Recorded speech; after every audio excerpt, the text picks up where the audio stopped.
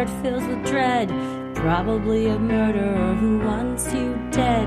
It could be a ghost, a demon, or worse. Perhaps you're the victim of a witch's curse. It's hopeless, you're doomed. You'd call a priest if you could. You'd rather just listen to who? Sinisterhood.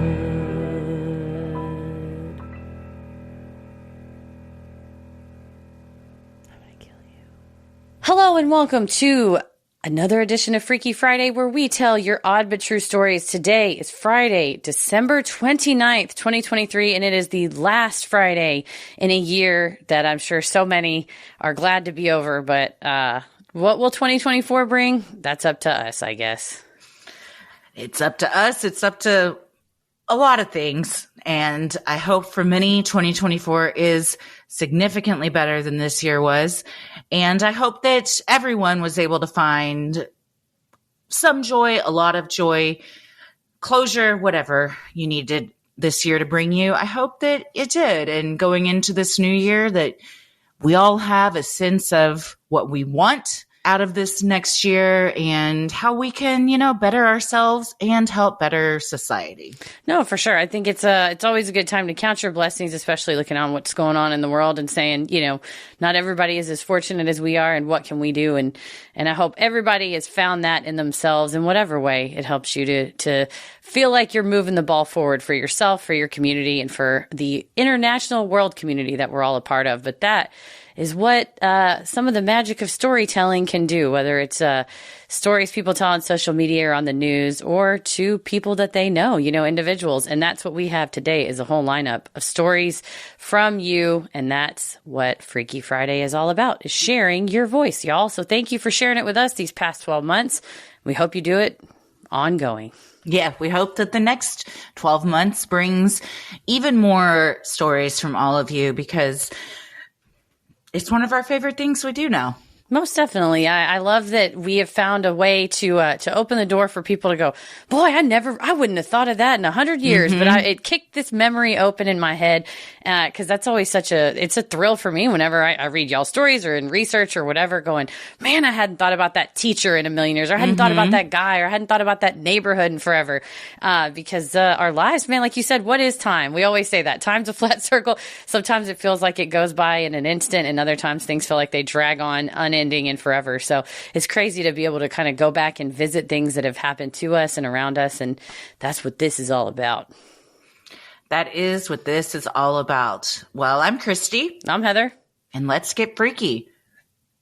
Well, this first one is from Slade, and it is called "My Soldier Was Murdered by His Wife's Boyfriend." Hello, ladies. My wife, Randy, she, her, introduced me to your show. And well, I think y'all are just great. Thank you for the many laughs and for inspiring me to share a troubling story. This story received national news attention, so all the names are public knowledge. In January of 2019, I got the call that my soldier, Sergeant Tyrone Hassel III, was murdered in an apparent random drive-by shooting as he was bringing in food from his car for a New Year's Eve family get-together. His wife ran to his side as he lay dying, with their family, including their newborn son, in the house. A tragic scene doubled by the fact the brigade had just returned from deployment, and this was the first chance for leave the soldiers had since getting back. I got the call, and as his platoon leader, I was ordered to clear him from the installation, gather and turn in his gear, and see to other unfortunate but necessary duties. Then the story turned from tragic to disgusting. Over the course of the year, it was uncovered that his wife had a boyfriend and via Snapchat had planned the murder together. It would look like a random murder. She would collect his $400,000 Army life insurance policy and would get to be with her boyfriend, who was also a soldier. They were all in the same brigade: Sergeant Hassel, his wife, and his wife's boyfriend. Sergeant Hassel was a great soldier, a great dad, and a loving husband. He was betrayed by not only his sister in arms, but by his wife and the mother of his newly born child. Admittedly, I didn't know him extremely well. I had not been in the unit very long, but when talking to my platoon sergeant about which NCOs I could rely on, Sergeant Hassel's name came up first.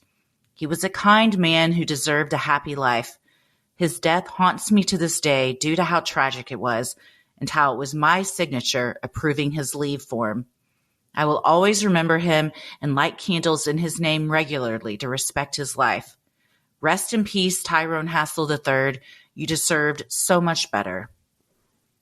Well, a beautiful memory from somebody I'm sure he deeply respected too. And don't ever beat yourself up for being the one to sign that leave form. That was a beautiful thing, to finally get to come back and say, oh, we get some time off together. You could not have known, Slade, what happened, but I understand that that's going to be a feeling that kind of sticks with you.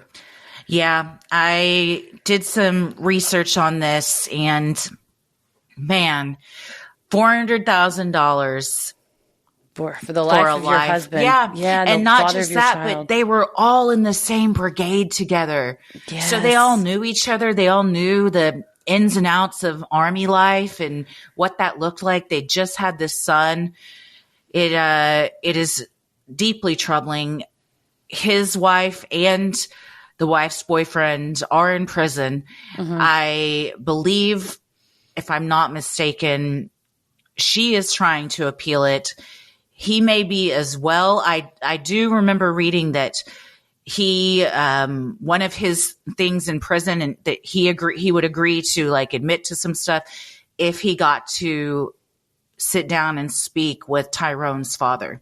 Wow. Which is such a powerful thing some of the, you included a link. Thank you to be a father and have to endure that, but knowing that on the other side of it is maybe some closure or answers for you, but at least some justice for your son since it's, part of that deal. But some of the confession that came through, I mean, it showed a lot of self-awareness. Granted, he still got 60 to 90 years, which I think is well-deserved in kind of a murder for money, even though it's love and money kind of plot. But it's so hard for a dad to not only lose his son, but then have to face the person that did it, but perhaps from that came some healing, hopefully.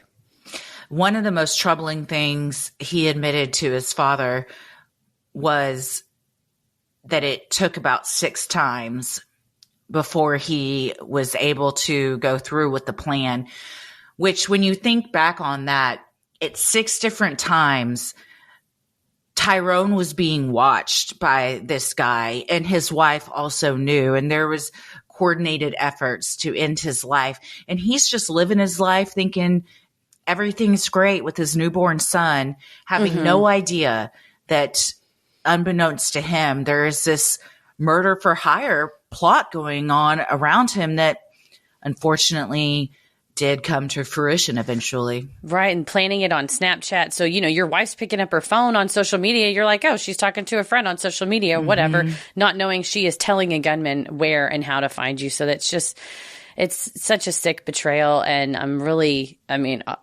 lost a great soldier. It sounds like a great person.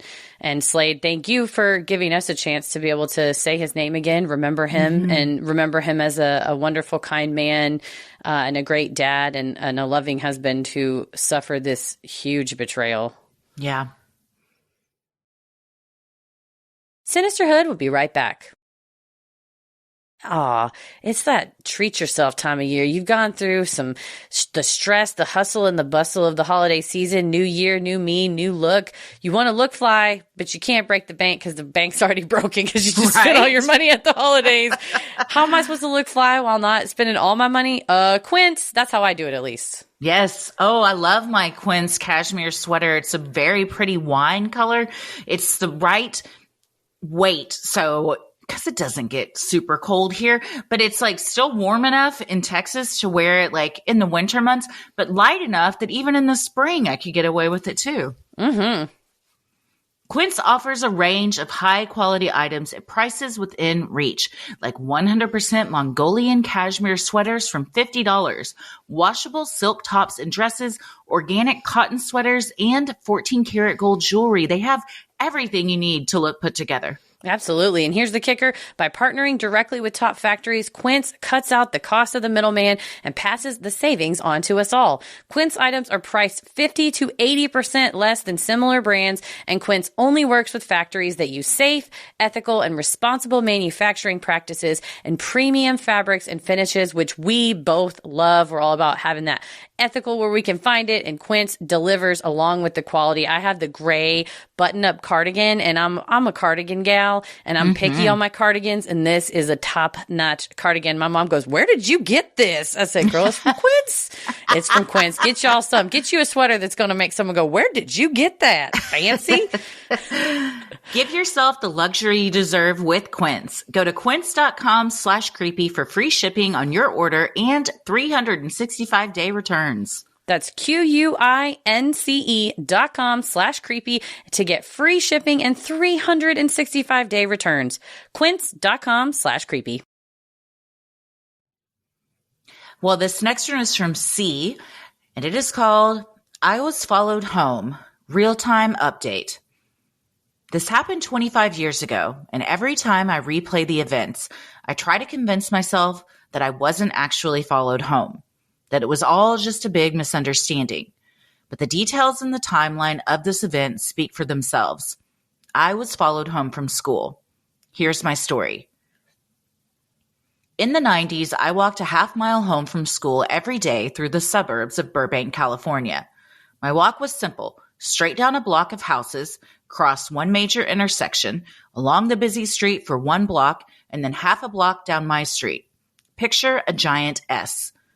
One particular day, as I was walking away from school down the long street of houses, a gold Ford Taurus wagon pulled up behind me and proceeded to drive very slowly, very close to the curb alongside me. Now, I was not your normal third grader. I watched Unsolved Mysteries, and I daydreamed about telling off strangers in vans offering me candy, so I immediately clocked how close this car was to me. I briefly held on to the idea that the driver was just reading house numbers and was in town visiting a friend. But when the car continued alongside me past a 4th house, I knew something wasn't right. The car pulled away, drove a short distance up the street, made a U-turn, and parked on the opposite side of the road. I could see a man in the driver's seat watching me, waiting for me to come closer. As I passed his parked car on the opposite side of the street, he got out, waited for a moment, looked around, crossed the street towards me, and began walking behind me. I will never forget his matching navy blue sweatsuit, puffy brown hair, and an overgrown beard. He followed close enough for me to hear leaves crunching under his steps. I still had quite a way to go before I reached the main road, and there was no one else around us. My heart started racing as I realized that even if I could make it to the busy street before he caught up to me, the likelihood that the crosswalk would be clear at the exact moment I got to the corner was slim. And if it wasn't, I would have to stop and wait. I would be face to face with this man who had been following me for much longer than any grown man should be following a child. Before I reached the intersection, there was a small alleyway that separated the housing part of the street from the storefront that lined the busy intersection. By the strength and will of my guardian angel, a car was pulling down the alleyway just as I approached.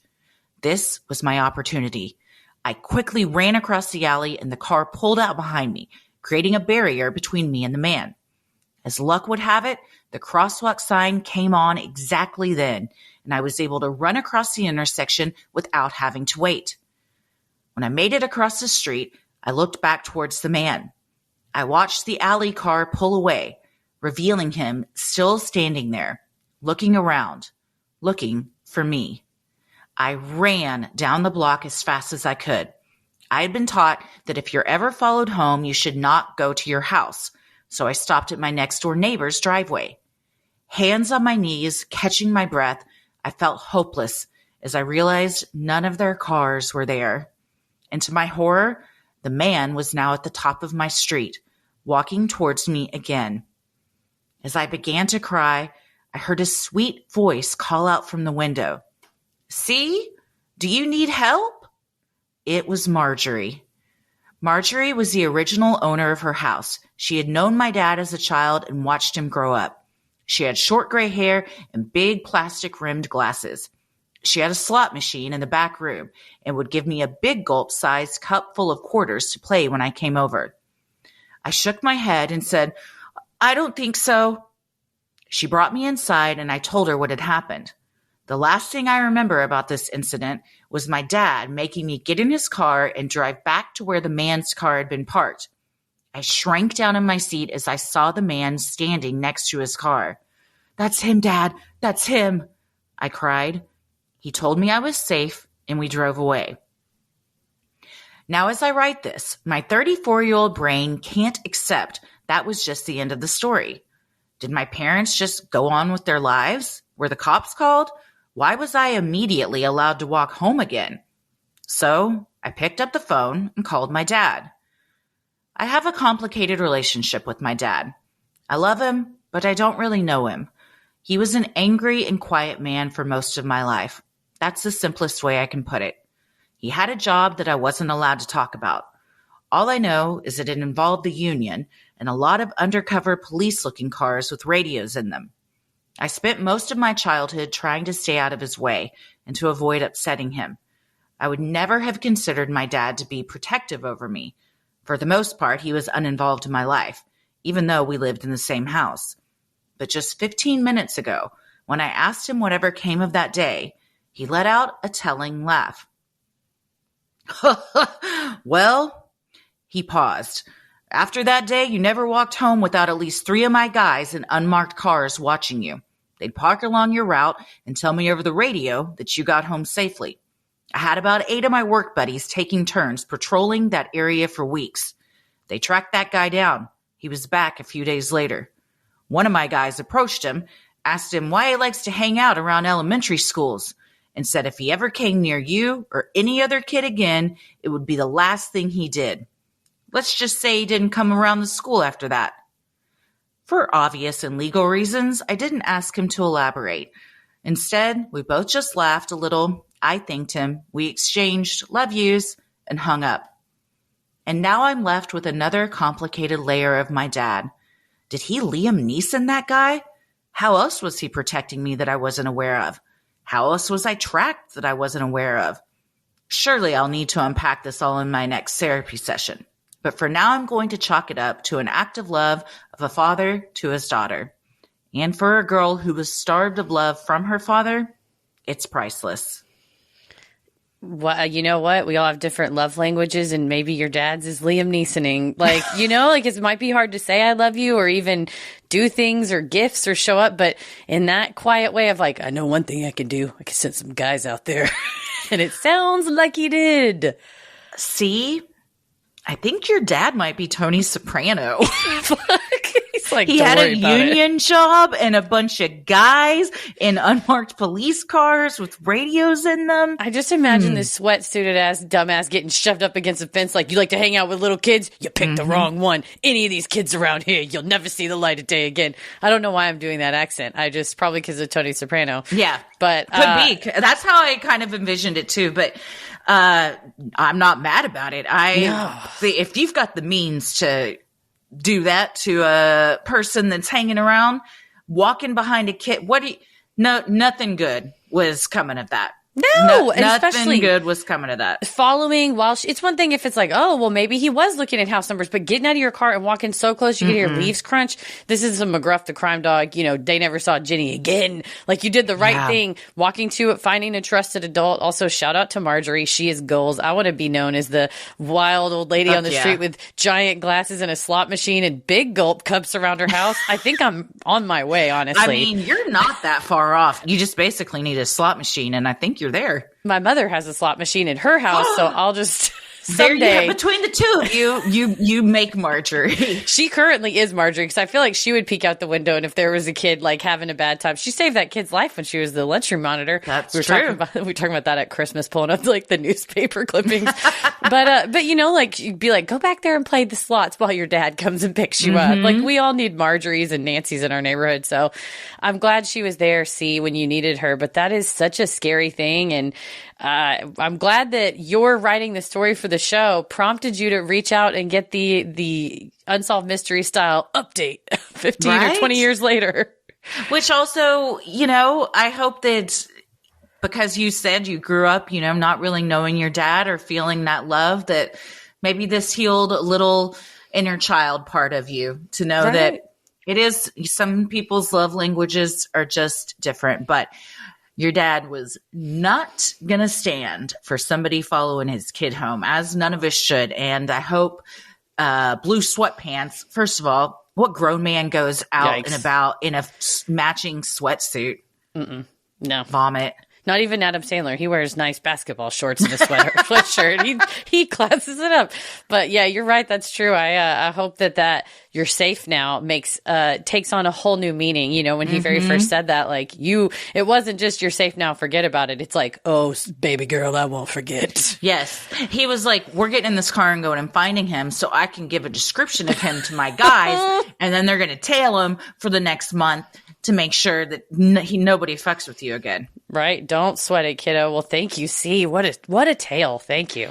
I've said many times, one of my biggest fears as a kid was being kidnapped. And this makes me panic to think about experiencing something like this. Just sheer terror.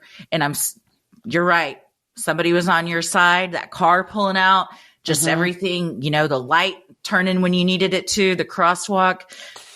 I'm very glad that this had a happy ending. And I'm glad that guy got his ass pushed up against his Taurus wagon too. And was like, don't you fuck with C or any of the kids around here. Stay away from there. I was thinking that too. If any of your kids ever get followed home, I know I'm not in the mafia, but I will follow someone and threaten them anytime. Oh, same. So. I am also not in the mafia, but if anybody follows my kids home, I will also threaten them and push them up against their car. Most definitely. Maybe I'll be like C's dad, just taking care of business.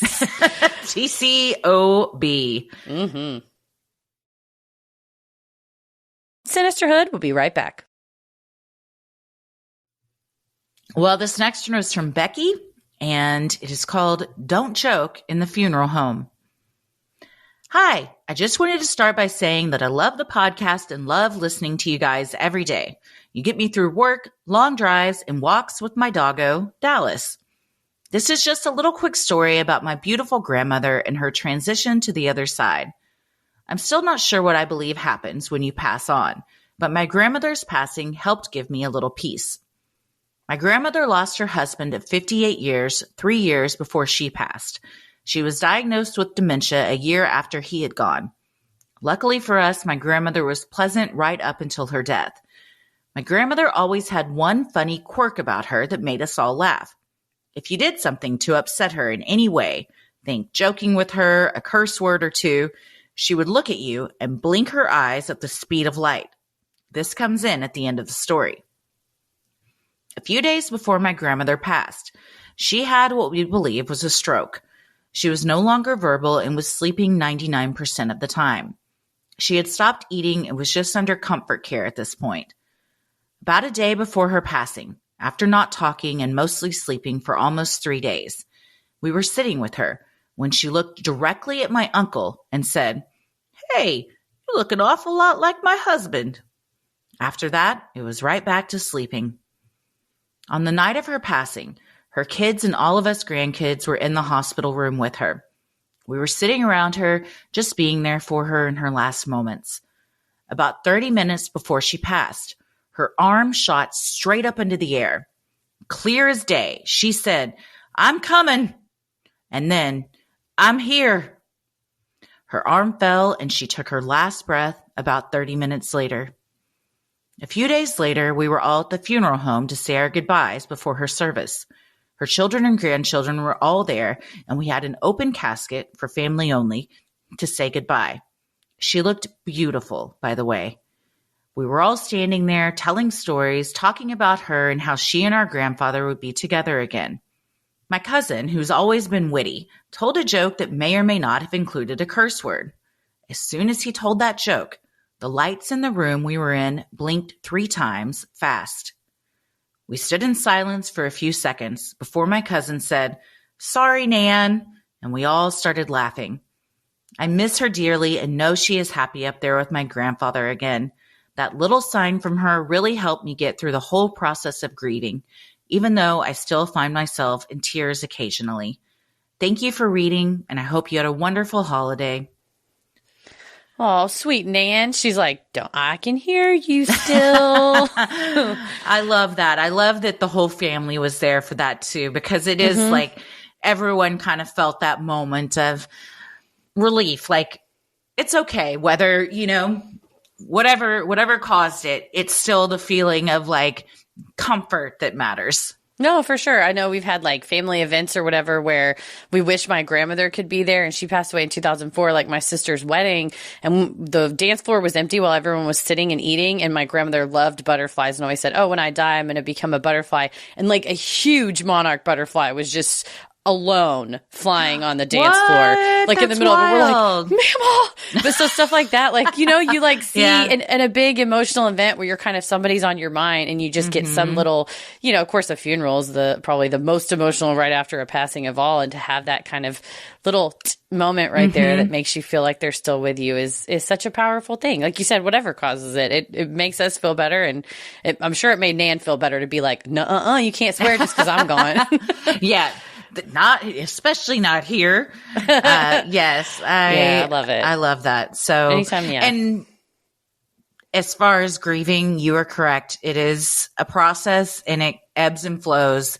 I mean, my dad passed in 2014, and, there are still times where something just hits you, or it's a certain time of the year, a song comes on or whatever, and you just like, the tears come. And when they do, just let it happen. Don't fight it. Just let it happen, because that's just your body's way of, continuing to heal. That's a good way to put it. Don't fight it. Because I've had that where something will come up and I think about my dad or whatever. Or the other day I was thinking about my Aunt Darlene, who passed like almost right after my dad, just a month or two later.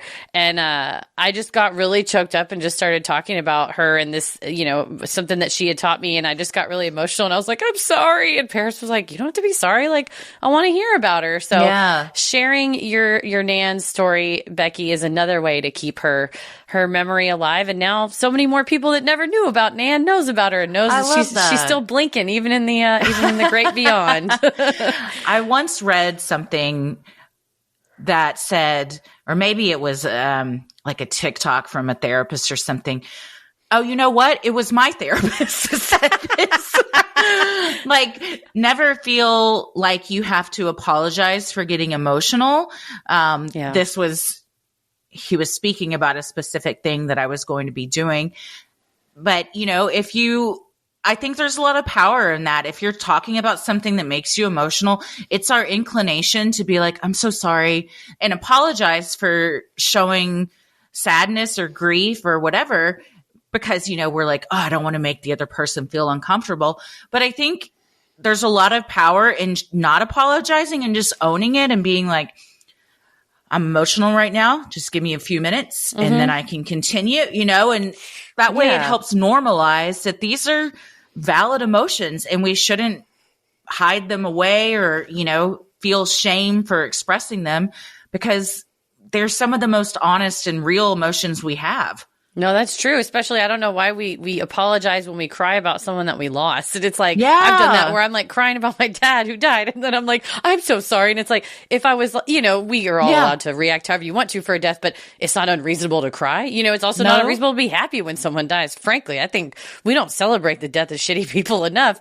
But, it's like whatever. Or a sense of relief. That's another thing that my therapist and I talked about is, it's very common for people, especially if they have been in hospice or something, that there is that sense of relief. And a lot of times we feel guilt about that, but it is very common. And the more that those things are discussed and the more it's normalized, and people don't feel so alone or isolated in these moments and feelings they have in some of the darkest times of their life, that they're like, okay, this is a typical reaction. I'm not a monster for feeling like this. No, for sure. And especially if two people experience somebody's death, it's not even the same way, because it's two different people, and especially relationships are different. Even two kids can react to a parent's death differently, especially a grandparent when you have that much extended family and stuff like that. So you're right, making it clear of saying like, and also if you're relieved by something, it doesn't also mean you're not sad. So for sure. So yeah,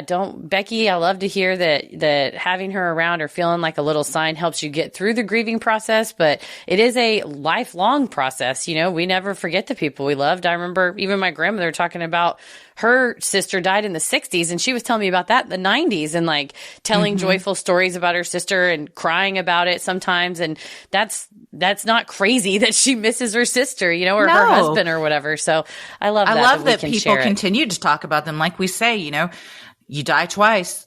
The first time your physical body, and then the last time somebody speaks your name. So we got to keep these stories going. And guess what? This is all recorded. So now Nan's story is out there forever. Nobody can ever destroy this because it's on the internet, and you can't destroy the internet. We all know firsthand you can't destroy the internet. Yeah, screenshots and recordings are forever. And when the aliens come up from their underwater bases and take our, they already are listening because I think the cords are underwater. So even they know this wonderful story, Becky. So thank you for sharing it with us and letting us share it with everybody else. Sinisterhood will be right back. This next one is from Megan, and the subject line is Haunted Doll Curator by Day, Paranormal Tour Guide by Night. Hi, Christy and Heather. My name is Megan, and I have a little story about a man that I think you'll love. First, of course, I have to say how much I love y'all. I took a break from podcasts for a while and recently started listening to you two again, and I'm so glad to have made my way back. I was just listening to Freaky Friday, episode 83, with Mike and Alex from Chilluminati. Y'all joked about people making and selling haunted dolls, and it reminded me of this character of a man. Allow me to set the scene. Near my hometown in Missouri, there is a city called St. Charles that has a small historical downtown area, famous for being the starting point of Lewis and Clark's journey, usually referred to as Old St. Charles. The streets are still cobblestone, and a good handful of the buildings are original to the town's founding, or from a couple decades after. As you can imagine, this place is haunted as shit. In 7th or 8th grade, I heard about these ghost tours in Old St. Charles, and asked to go with my friends for my birthday, which is in October, so, you know, 'tis the season. My wonderful parents obliged, and dropped me and my best friends off on one cool autumn night in front of the Historical Society building where the tour began. Nothing could prepare us for meeting our tour guide. Imagine if Doc Brown and Danny DeVito had a child, and this child drove a minivan with a skeleton in the passenger seat. His name? Michael A. Henry. Automatically, we were obsessed. The tour was amazing. I was so enamored with his storytelling and his ability to make small anomalies feel like big, supernatural moments. Years later, now a senior in high school, I dragged another group of friends on this tour for my birthday. We were a large group, probably around 10 people, so there was only one other couple in the tour group. To my delight, Michael was our tour guide again. As we went through the tour, we asked a lot of questions, made jokes, and just had fun. The couple dropped off at a restaurant or a bar at some point. They probably had enough of our shenanigans. But Michael was eating it up. At the end of the tour, he told us that we reminded him why he does these tours. Tear. He also let us in on his side hustle. To make a couple $100 extra every so often, he would go to Goodwill or Salvation Army or some dirt cheap rural Missouri antique store and buy porcelain or rag dolls, usually at a couple of dollars a pop.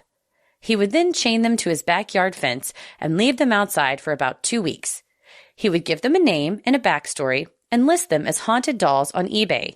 People, idiots in his words, would buy these, quote, haunted dolls for like $250. Again, we were obsessed. Senior year of college, I dragged yet another group of friends on this tour. Again, it was delightful, and I even took a picture Michael dubbed inexplicable. Attached. Look for the little wisp near the orange sign. Though I did leave this tour a little perturbed because he told us that this group reminded him why he gave these tours. There was nothing special about this group. Apparently, he just says this to all the groups. This happened 2 years ago, and I still feel betrayed by this realization. He has slowed down quite a bit. I think he's in his 70s, and the tours are getting harder to do. I hope one day someone steps up to carry on his torch. He is still kicking though, so if you live in the area or are ever visiting St. Louis, I highly recommend going to Old St. Charles for the St. Charles Ghost Tour. He also has a book about the hauntings of Old St. Charles that he sells out of the back of his minivan with a skeletal passenger after his tours. It's called The Ghosts of St. Charles by Michael A. Henry, and you can also buy it on his website, Amazon, or through Main Street Books, the local bookstore. Thank you to both of you and Alex and Mike from Chilluminati for reminding me of this gem of a man. Keep it creepy and maybe don't spend $200 on a haunted eBay doll. Best, Megan. Well, thank you, Megan, for that story and for sending this picture. I'm seeing an orange sign in the left quadrant of the picture and a little wisp that looks like a light anomaly or an orb or something. So if Michael Henry says you caught something, you caught something. Listen, if someone that resembles Doc Brown and Danny DeVito, they had a child and then that child drove a minivan with a skeleton in the passenger seat, how do we become best friends with Michael A. Henry? We've got to tell the tour people whenever we are or agents or whoever's planning our tour for 2024, if we don't go to St. Louis, it's off. The tour's off because I want to go meet Michael A. Henry. I couldn't want to meet him more in my life. I love this. And I love that Megan was like wanting to go back every year. Like, I know that feeling of like, oh my gosh, this was so fun. I have to take my friends. Oh, yeah. If we go back to Salem, I want to go on another tour with the guide that we had there. Dr. Nicodemus Watley. I never can remember his name, and you always do, so thank you. I can never forget his name. But seriously, when you have a tour guide that's so into what you're talking about and so excited about it, it is a game changer. It makes such a difference. And it's cool because it also gets other people excited about, the paranormal or at the very least history and preserving a really historical place. I think oftentimes we kind of see like, oh, there's paranormal tours, ha ha ha. But it does help serve the idea of bringing up stories from the past and also not destroying that history so that people can go back and go on those tours. What I'm saying is that Michael A. Henry and all paranormal tour guides are single-handedly saving the history of America right now. But seriously, they're making it fun for sure. Yeah, to make it fun. To, like, people want to go and care about it, stuff like that. So yeah. What a grift to buy these dolls, and then part of the process, which I assume is to dirty them up, is to chain them to his fence. So somewhere, wherever Michael A. Henry lives, there's just a bunch of porcelain dolls like zip tied to his chain link fence, and people see that and they're like, "What the fuck?" And then sometimes those dolls are gone. Oh, they're like, always where'd gone. The dolls go? Yeah, they're always gone. Somebody bought it for $200, and he likes to think that he's like, oh, these aren't really haunted. Those dolls have been chained out in the elements for 2 weeks, unable to move. And I'm going to say they probably are haunted after that. Yeah, well, he's playing both sides. He's not going to tell Megan and her friends, like, listen, I find souls. I get them in these dolls. I sell them to people. But he's just like, oh, it's a silly grift. Don't look too much into these dolls. But on the flip side, if you don't have to have like ADT or Simply Safe or any kind of an alarm system. True. Because no one's going to break into your house when you have a bunch of dolls hooked up to the outside of it. They're like, whatever's in there, I don't need it. I'm okay. And if you do want it, check eBay in 2 weeks and you can buy it for $250. Well, thank you, Megan. We got to go. Oh, for sure. Yes, definitely. Well, this next one is from Christina, and the subject line is never meet someone on Craigslist without telling anyone where you are going. Hi, y'all. I love your podcast so much and have been a long-time listener. I truly feel like I'm driving with friends when listening to Sinisterhood on long road trips or just a trip to the grocery store. I have a bunch of stories I could submit, like the time my dad thought he caught the son of Sam back in the 70s, or a creepy customer at the pizzeria I worked at. But I was inspired by a recent listener submission to write this one in. I won't tell you which one for the sake of the story. So, let's get into it. I want to start by setting the scene.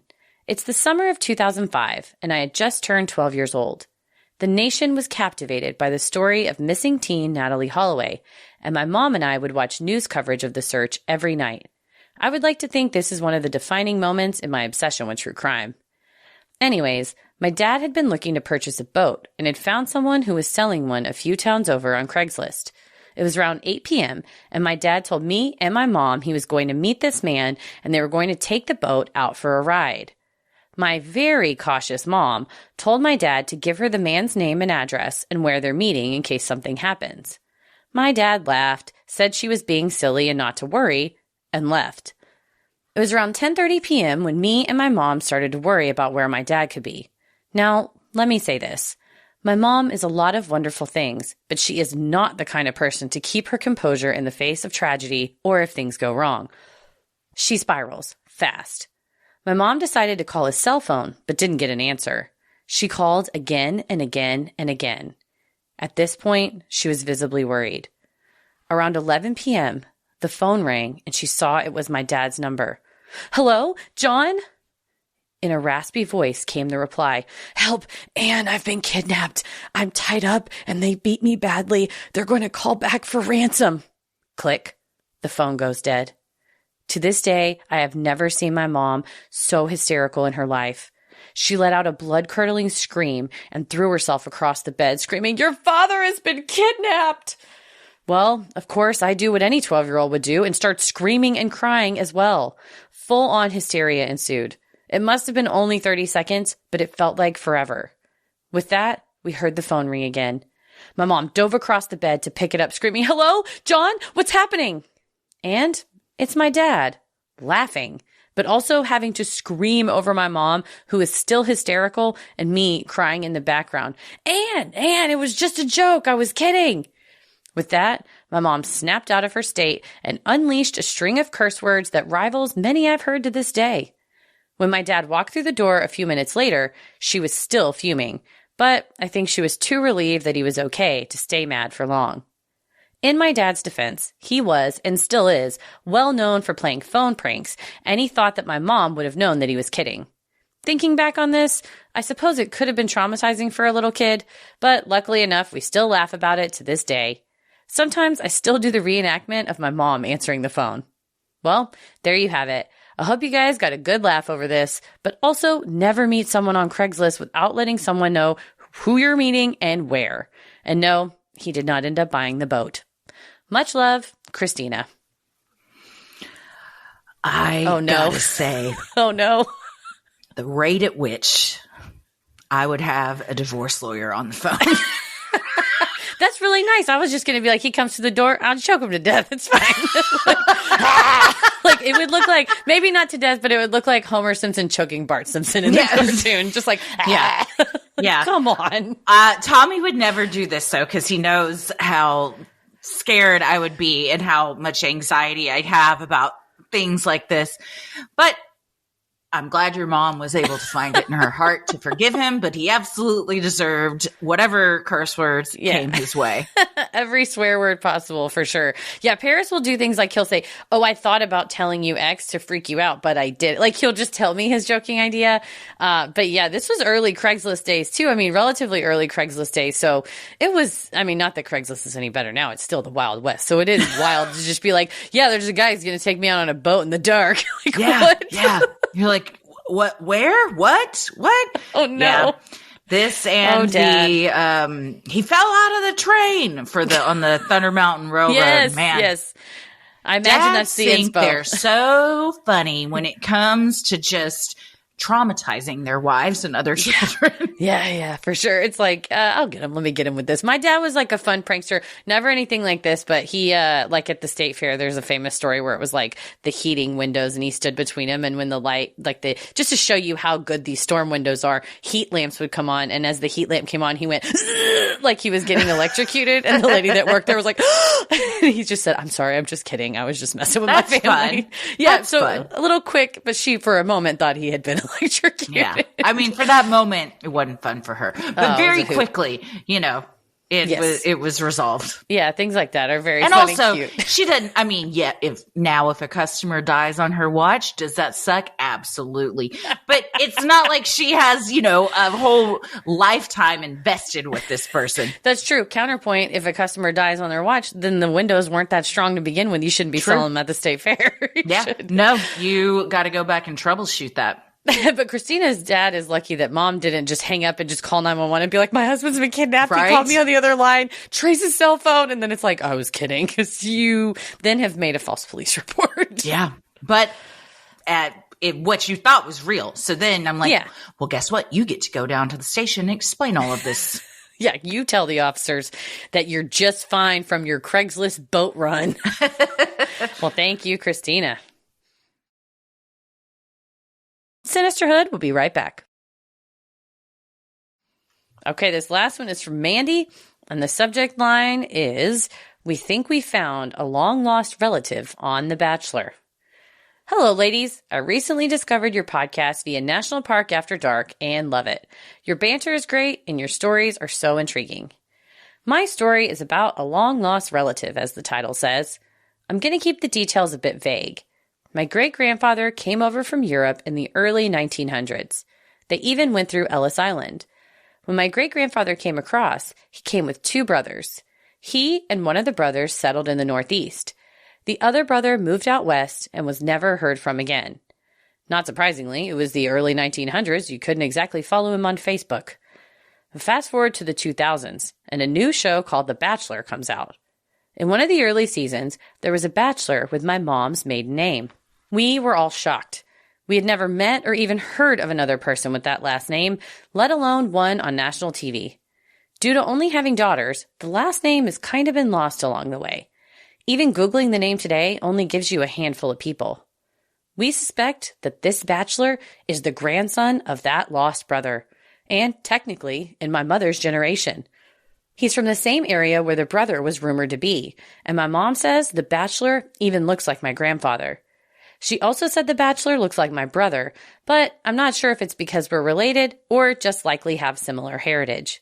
Even if we're not related, our relatives are from the same country/region due to this very uncommon last name. Since then, I've tried to find out if he is indeed related to us, doing everything short of reaching out to him. I've used Ancestry.com and other databases, but wasn't able to find anything about the other brother. It's too far back, and with just online documents and whatever other people have uploaded, there wasn't enough information. I've never reached out to him, and at the time, we thought it would be too much or too weird. The Bachelor was a new show, so he was relatively famous at the time. Also, I was 12, so there wasn't much I could do on my own, and the TV show wasn't exactly giving out his address. So, what do you think, ladies? Should we reach out to my potential long-lost relative and see if we are indeed related? I think give him the rose. Yeah, give him the rose of family ship. Yeah, give him the rose from the family. Rose. Yeah, give him that rose. I mean, it's not like you want anything from him. It's just like, hey, you have a weird last name. We have a weird last name. Worst case scenario, you're not related. But what if Best you are? case, you find your cousin? Is that who that would be to her? Yeah, I guess mom's cousin. Yeah, like long lost cousin. That'd be so cool. Find out what happened to the brother that moved out west. Yeah, I think at this point, I mean, with social media and everything, especially if he was on The Bachelor, I'm sure he has an online presence. You could DM him on Instagram, Facebook, and just kind of explain the situation. Just send him a link to this episode. Yeah. Where we're like, hey, you should accept this rose. He's like, you're just listen to, well, you know what? Listen to all the stories to get the context. And he's going to be like, why am I listening to this? But wait till you get to story 6. Bam. There's your answer right there. So if you're listening, original Bachelor or whatever, early season Bachelor with the weird last name, accept that DM. Go into your request right now in case if you're ever on The Bachelor. Go look in your DM request right now because you might have a long-lost family member trying to find you. So, The Bachelor is the main guy. Yes. Okay. Because The Bachelorette would be, there's a bunch of guys vying for her love. That was the I spinoff. was thinking that. So I was like, oh, there's a bunch of men. But okay. Yeah. Then I think it would be even easier to find him if he was one of the Bachelors for sure. Yeah. And if he is still, if he parlayed his Bachelor fame into something else, maybe he has an agent or a manager or something listed on his website, or sometimes you can Google representation for so-and-so and reach out to their representation, who will then reach out to him. Have your people call his people. He may not have found love, but he may have found a new family. Then it's a new show called The Bachelor Reunited, and it's where people who were once on reality shows were found by long lost relatives, thus creating a new reality show. So we solved it. What a complicated yet compelling pitch for those executives. You hear that, ABC? Our phone lines are open. I think it's great. I don't think there's any harm in it. You know, at the very least, he's like, no, weirdo, and you know, doesn't reply or is just like, no. But even that, like, that didn't hurt anything. You have an answer at least. At the best case scenario, you find a long lost relative and maybe get some answers about some stuff. Right. And maybe he's been wondering where his grandfather came from. And that last, you know, people have said, that's a real unusual last name. Where does that come from? It's like, I don't know. It's my grandpa's on Ellis Island, but I don't know much more past that. Like, it might be cool for him to look into his heritage. So you might be giving him a lovely gift. So yeah, like Christy said, no harm. I say do it and update us. I want to hear an FF update with, y'all have connected, and like I said, you handed him the rose in person. I think everyone would want to hear that update. So if you do reach out and send us that update, and then we'll update everybody else. We love a good update. Yeah, for sure. And that goes for any of you who have sent Freaky Friday stories in the past. If there's an update, please let us know, and we will share that on a future episode for sure. Absolutely. Well, thank you, everybody, for sending in your Freaky Friday stories. If you have an odd but true story, maybe you've encountered Bigfoot, you've seen a UFO, you had a brush with true crime, or you felt the presence of an otherworldly being, send them in at sinisterhood.com/Freaky Friday. 2024 is going to be the year someone meets Bigfoot. I know it. Oh, it's going to happen. We're going to get 2024 is the year Bigfoot himself writes in. We get an actual submission from the Bigfoot himself. It's happening. It's happening. Well, if you like our free episodes, you'll love our Patreon bonus content. You can join for free to see what we're up to next, or dive into over 500 hours of bonus content. What have we recently put up there, Heather? We have a recent true crime headlines we put up. We always have a back catalog of all of our live streams, live Q&As, and we have an upcoming Judge Christie to be our final bonus content of the year. So y'all better listen for the bang of the two gavels over on Patreon for these listener-submitted grievances for the honorable judge. I love it. Yeah, the true crime headlines, we do an update on the Idaho murders case, Gypsy Rose getting out of prison, as well as Epstein. There's some documents that are to be released soon. We also covered the witch hunt in Hanover, Pennsylvania. So a fascinating story about everything from constitutional rights to witchcraft to can you record the police when they're hassling you in your own business, to a new shop that we all need to support. Absolutely. Well, you can also head to sinisterhood.com, click shop on the top banner to check out Sinisterhood merch, like t-shirts, mugs, totes, stickers, and even clothes for your kiddos. And Patreon supporters get 10 and 20% off, depending on what tier you're on. So make sure to check out the pin post on Patreon to get your discount code that's good on our online shop all year round, unless otherwise noted. While you're on our website, you can also review the show, follow us on socials, and check out the episode description. You'll find fun things like topic-based playlists and links to live show tickets. You can follow us on Instagram and Threads at Sinisterhood Pod, like us on Facebook at Sinisterhood, head over to our YouTube channel where you can watch video versions of our Freaky Friday interviews, clips from our Q&As over on Patreon, and full video episodes of our Wednesday episodes. They drop free and first and ad-free over on Patreon, and then they drop on YouTube a few days later. So make sure you're subscribed and turn on those notifications so you know when they come out. And don't forget to follow us on TikTok for all of the silly, fun videos that Paris makes for us with like things like a spirit penis floating by. And you can also book us on Cameo, speaking of videos, to get a custom video shout out, cameo.com, and search Sinisterhood, and we'll personalize hello, happy birthday, happy new year, whatever you want over on Cameo. Christy, where are you at? I'm on Instagram at Christy M. Wallace and TikTok at Christy or GTFO. Heather? Pretty much everywhere at Heather versus the World. As always, the devil rules the airwaves. And keep it creepy. Happy New Year's! Happy New Year!